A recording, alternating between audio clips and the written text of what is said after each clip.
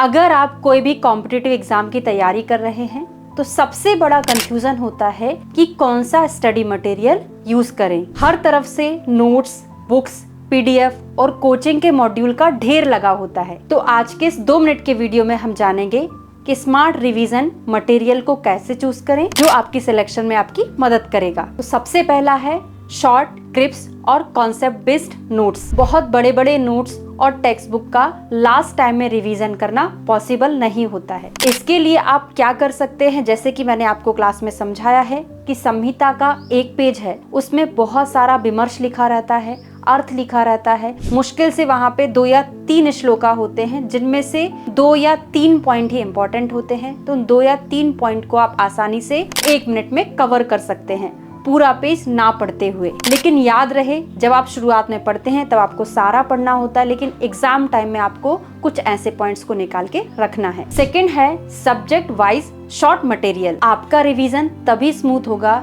जब आपके पास subject wise, topic wise arrange material हो। रैंडम पेजेस या स्क्रीनशॉट से अगर आप पढ़ते हैं तो एग्जाम टाइम में आपको बहुत टेंशन देता है। थर्ड है वन ग्लांस समरी। ऐसे मटेरियल चूज करो जिसमें चार्ट्स, फ्लो डायग्राम, टेबल्स और निमोनिक्स हो। उन्हें देखते ही पूरा टॉपिक याद हो जाए। इसी को कहते हैं स्मार्ट रिवीजन टूल। फोर्थ है PYQ based revision books. AIA PGET के प्रीवियस ईयर के क्वेश्चन पेपर के आसपास आपका मैक्सिमम पेपर बनता है, इसीलिए आपको प्रीवियस ईयर के क्वेश्चन पेपर सॉल्व करना बहुत जरूरी हो जाता है। तो दोस्तों, अगर आप ये टिप्स अपनाते हैं तो AIA PGT का एग्जाम आप जरूर क्रैक कर सकते हैं।